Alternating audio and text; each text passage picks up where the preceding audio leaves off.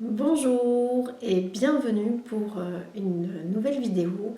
Ça faisait longtemps que je n'avais pas pris le temps en fait de vous faire un petit topo et j'avais envie aujourd'hui de le faire. Nous arrivons en plus sur une pleine lune qui va secouer un petit peu les bananiers, les cocotiers. Il va falloir s'accrocher aux branches. Alors, dans cette dynamique-là, qu'est-ce qu'on peut faire effectivement pour moins finalement être aux prises de tous ces bouleversements, moins aux prises de toutes ces énergies chamboulantes, de tout ce qui est là et qui nous emporte avec en fait. Alors la première chose effectivement c'est l'ancrage. L'ancrage permet déjà de revenir dans l'ici et maintenant. Parce que dans tout ce qui nous embarque, que ce soit dans toutes ces énergies, mais qui viennent faire quoi en fait en nous, qui viennent créer des bouleversements émotionnels, qui viennent réveiller des peurs, des mémoires, donc qui viennent aussi créer, générer des tourbillons de pensées négatives, de choses, de scénarios catastrophes, etc. Tout ça en fait ça vient du mental. Et effectivement, on va dire que les énergies extérieures, elles viennent réveiller tout ça, mais en fait, c'était déjà là avant. Donc, qu'est-ce qu'on peut faire dans ces conditions-là, où finalement, on se sent complètement à la merci, finalement, des éléments, de tout ce qui est là autour et en soi? Eh bien, moi, ce que je dirais, c'est revenir à l'essentiel. C'est quoi l'essentiel? C'est se souvenir en tout temps, à toute heure, que nous ne sommes pas ces émotions, ces pensées, ces mémoires, tout ça qui traverse en nous, qui est là, à un moment donné, et bien se souvenir qu'on n'est pas ça. Et en se souvenant qu'on n'est pas ça, ça va créer petit à petit une distance. Et en créant cette distance, eh bien ça nous permet d'observer ce qui traverse. Même si c'est inconfortable, on va observer cet inconfort-là. Et on va se dire, ok, là, en ce moment, il y a cet inconfort qui est là, il y a cette peur, il y a, que sais-je, il y a cette colère, il y a ça, en tous les cas, qui se manifeste là et que je ressens fortement. Et au lieu de se laisser emporter, embarquer, hein, vraiment comme une vague, une déferlante qui vient vers nous et qui emporte tout sur son passage, eh bien non, reprenons du pouvoir sur ça, reprenons la maîtrise, pas le contrôle, la maîtrise. La maîtrise, c'est je me rappelle que ça, en réalité, c'est pas moi. C'est juste des choses qui sont en train de traverser et dont je prends conscience. J'en prends conscience et en même temps, je cherche à m'en détacher. Qu'est-ce que c'est se détacher? C'est ne plus se laisser emporter par ça, ne plus donner autant d'importance, ne plus se sentir identifié à tout ce qui vient là émaner, tout ce qui vient traverser et qui a le droit d'être là. Ça a le droit d'être là. Et en plus, ça ne dit absolument rien de qui vous êtes. Ça ne dit rien de qui vous êtes. Jamais.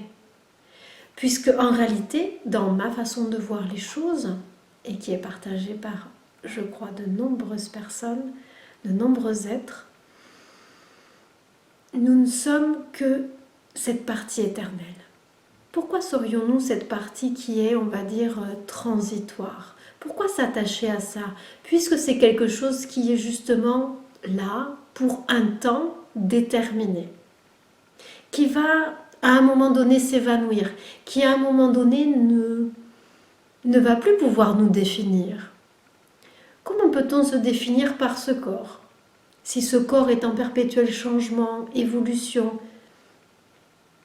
Si je regarde une photo de moi quand j'avais 2 ans, est-ce que je peux me définir par le corps? Non, ça n'a pas de sens. Si je m'identifie à Charlotte Huillet dans mon identité, est-ce que ça a du sens? Mais si je me remémore une mémoire karmique, qui étais-je? J'étais peut-être un homme, j'étais une autre femme, j'étais autre chose. Pourquoi s'attacher à ça? Je vous pose la question, pourquoi s'attacher à ça? Et c'est là où, au moins mentalement dans un premier temps, c'est de comprendre qu'en réalité, tout ce qui traverse là en ce moment, dans cette incarnation, dans cette vie, dans ce moment, dans cette période, tout ça c'est transitoire et ça le sera toujours. C'est-à-dire que à un moment donné, j'accueille du mieux que je peux ce qui est là en train de traverser, qui veut se faire voir, qui veut remonter des parties obscures de mon être vers les parties éclairées par la conscience. Ça remonte de l'inconscient vers le conscient et puis ça disparaît. Parce qu'en réalité, une fois que c'est vu, eh bien, ce qui avait besoin d'être conscientisé, c'est fait. Il n'y a plus besoin d'insister. Une fois qu'on a pris conscience de la chose, alors on peut le laisser s'en aller. Tout ça, pourquoi s'y accrocher? C'était là. Ça créait inconsciemment notre vie, ça générait des situations. Et là, ça remonte, avec les énergies qui arrivent sur nous, ça remonte. Ça vient créer, voilà, des perturbations. On sent des inconforts nous traverser. Mais tout ça, en fait, c'est dans le but que ça s'en aille, que ça se libère. Donc, laissons faire ce processus-là. Ayons confiance dans ce processus. C'est bien le maître mot. Retrouver la confiance en la vie, en ce processus d'élévation de la conscience. Dès lors que on comprend que la vie c'est beaucoup mieux que nous, ce qui est bien pour nous, alors on la laisse faire, on lâche prise. Et c'est là la nuance entre la maîtrise et le contrôle. Très important. La maîtrise, c'est être dans le détachement, c'est se souvenir qui je suis, pourquoi je me fais embarquer. C'est qui se fait embarquer? C'est l'ego. Est-ce que je suis cela? Non. Alors, il n'y a pas de problème en soi. Se souvenir de ça. Le contrôle, en opposition à la maîtrise, le contrôle, c'est être dans la peur. Et donc, vouloir tout avoir sous contrôle. C'est savoir ce qui va se passer. C'est envisager toutes les options. Donc, faire des projections dans le futur. Se servir du passé pour voir qu'est-ce qui va se passer. Sauf que la vie n'est que évolution, création, changement, modification. Il n'y a pas de choses stagnantes dans la vie. Dès lors que l'on est dans le flux de la vie, alors il ne peut y avoir que de la création, il ne peut y avoir que de l'inconnu, il ne peut y avoir que des choses qu'on ne connaît pas. Et c'est là où nous avons besoin de renouer dans cette confiance, renouer avec cette profonde foi en la vie. Il n'y a que de cette manière-là qu'en réalité, on va pouvoir lâcher ce contrôle, ce besoin de savoir ce qui va se passer, ce besoin d'avoir la parfaite connaissance en fait de ce qui va se produire. Mais c'est pas ça en fait la vie. La vie c'est pas tout planifier, tout programmer, tout savoir à l'avance. Non. La vie c'est une découverte, c'est une création. Et dans cette découverte de chaque instant, quelque peu illusoire, je le conçois, mais c'est une découverte quand même. On se prête à ce jeu de l'incarnation.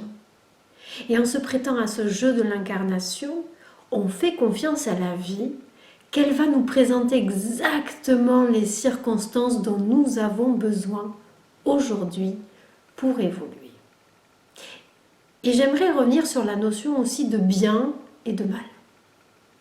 Parce que c'est important dans cette idée d'avoir peur finalement de vivre, peur de tout ce qui va pouvoir se passer, etc. Parce que, effectivement, ce dont nous avons peur, c'est de souffrir. Même l'idée de la mort, finalement. La mort, ça peut nous sembler terrible, mais en réalité, ce qui nous fait le plus peur, c'est de souffrir. La plupart du temps, l'être humain, ce qu'il rechigne à vivre, c'est la souffrance. Mais la souffrance, quelque part, n'est-elle pas là pour nous montrer finalement, nous mettre devant le nez ce que nous avons besoin de traverser pour évoluer une fois de plus? Il y a une phrase comme ça, je ne l'ai pas sous les yeux, mais de Nisargadatta Maharaj, dans le livre Je suis. Dans ce recueil-là, il explique que dans la vision de l'être humain, habituellement, on a ce clivage de bien et de mal. Le bien, en gros, c'est ce qui fait plaisir, ce qui amène des choses positives. Et le mal, c'est ce qui fait souffrir, grosso modo. Mais dans la vision, on va dire, plus spirituelle des choses, alors le bien et le mal sont vus d'une manière complètement différente. Le bien, c'est ce qui nous fait évoluer. Le mal, c'est ce qui nous fait stagner, ce qui nous empêche d'évoluer. Alors effectivement, dans ce bien-là, ça peut être de traverser une période difficile, ça peut être de traverser une crise, ça peut être de vivre quelque chose qui, a priori, ne nous fait pas tellement plaisir, ne nous fait pas tellement envie, mais n'empêche que c'est très certainement l'événement, les circonstances qui vont le plus nous aider à évoluer. Après, je ne dis pas que la souffrance est nécessaire, qu'elle doit être absolument là.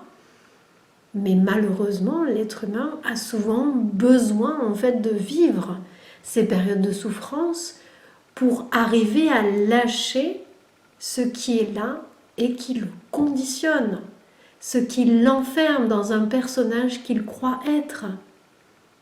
Le personnage, c'est l'acteur que nous jouons sur la scène de notre incarnation. Mais dès lors que l'on va dans les coulisses, et les coulisses, ça pourrait être la vision du témoin immobile, cette vision en fait de ce qu'il y a derrière ce personnage, avant qu'on s'identifie à ça. C'est la vie qui se manifeste et qui observe sans jugement, qui accueille tout ce qui se présente. C'est ça en fait ce témoin. Ce témoin, il observe, il regarde, il accueille. Et c'est dans ce positionnement finalement que moi je vous invite à être, quel que soit l'inconfort en fait qui est traversé, quelles que soient les émotions, quelles que soient les pensées, quelles que soient les circonstances que vous vivez actuellement. Essayez d'aller en deçà de tout ce qui se manifeste. Qu'est-ce qu'il y a avant toute manifestation? Qu'est-ce qui permet en fait à tout ça d'être vu, d'être observé? Car si on est en capacité d'observer une pensée, c'est bien que nous ne sommes pas cette pensée. Vous êtes d'accord avec moi? C'est-à-dire qu'à un moment donné, il y a une certaine dualité, c'est-à-dire qu'il y a un observateur et un observé. Et s'il y a un observateur et un observé, alors c'est que l'on peut choisir un positionnement. On peut rester collé à ce qui est observé, se prendre pour ça, ou on peut créer une distance, élargir son focus, comme une caméra qui viendrait ouvrir les choses, ouvrir le champ de perception, le champ de vision, et pourrait en fait tout simplement choisir quel point de vue il adopte.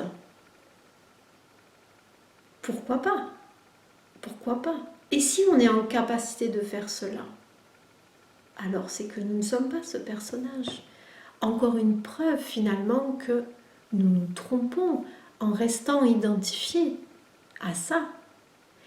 Après, au-delà de ça, c'est vrai qu'il faut comprendre que nous avons toujours appris à fonctionner dans cette idée de peur, dans cette idée qu'il faut anticiper, qu'il ne faut pas reproduire le passé.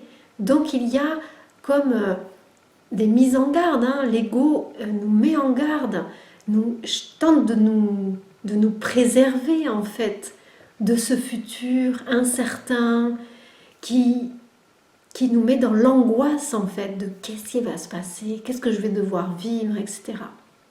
Mais si on met en perspective cette idée selon laquelle la souffrance et le plaisir, finalement, c'est les deux faces d'une même monnaie. Finalement, en se détachant de cela et s'en remettant avec une immense foi en la vie ou dans le divin, comme vous voulez l'appeler, en l'univers, en cette intelligence qui est derrière tout ça finalement. Quand on s'en remet à ça, on n'a plus peur. On n'a plus peur de rien en réalité. Puisque la peur, c'est l'écho de l'ego. C'est l'écho du passé. C'est l'écho de ce manque finalement de maîtrise que nous avons sur ce qui va se passer.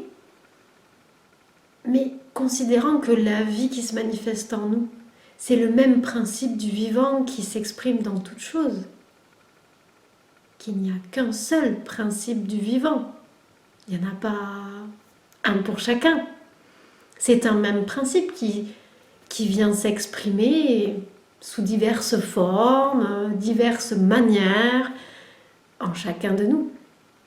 Et dans chaque chose. Dans chaque arbre, fleur, plante, etc. Dans tout ce qui est en réalité.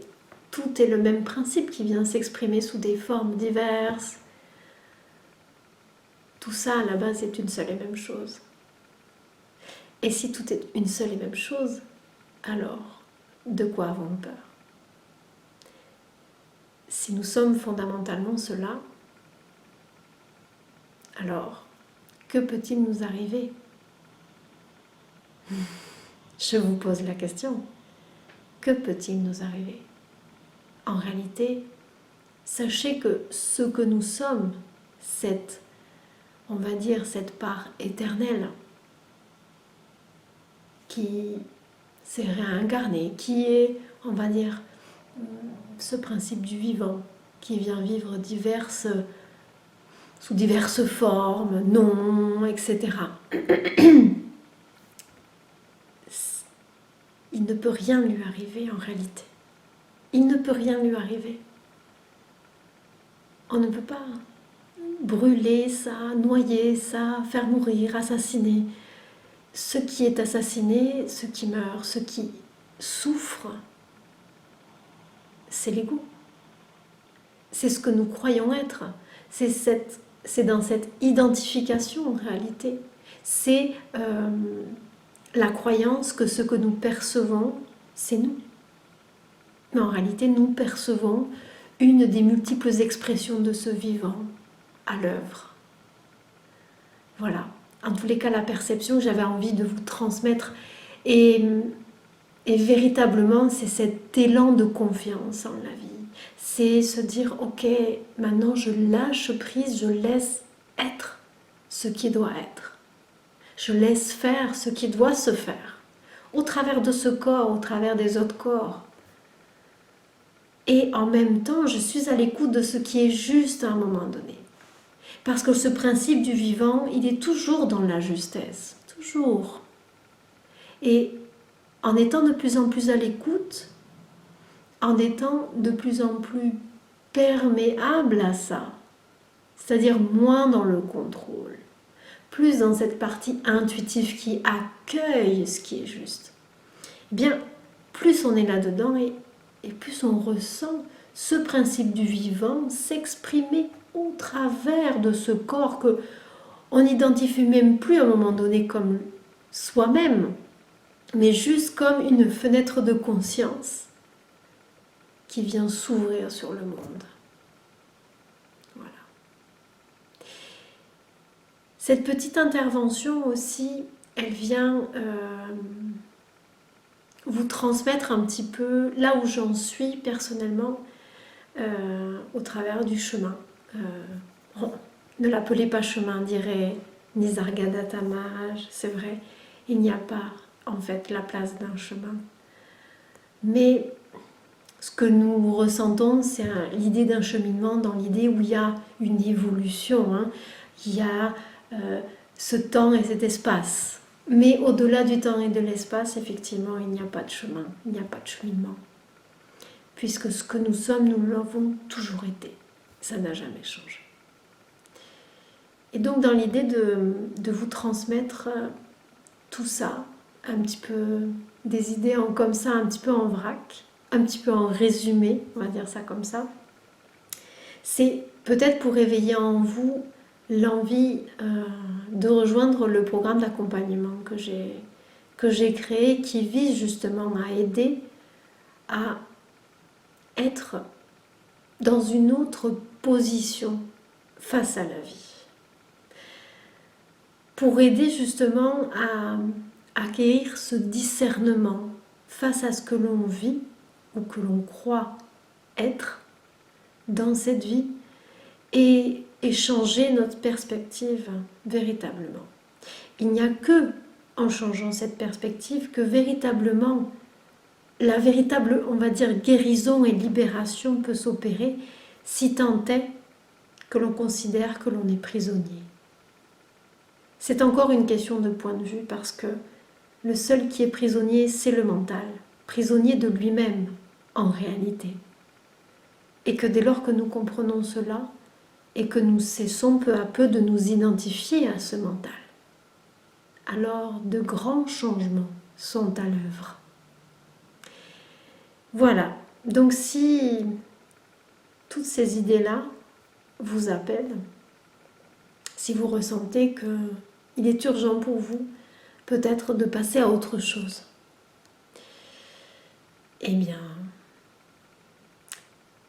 contactez-moi. Faites-le moi savoir. Et peut-être nous aurons des choses à nous dire. Voilà. En tout état de cause, je vous souhaite de vivre au mieux toute cette turbulence et finalement de trouver la paix. C'est finalement ce que nous cherchons tous. La paix infinie d'où tout a émané. Cet état de paix et d'amour, d'où a émané toute chose, toute manifestation, toute expression du vivant. Et nous pouvons y retourner, effectivement. Pas besoin d'attendre la mort.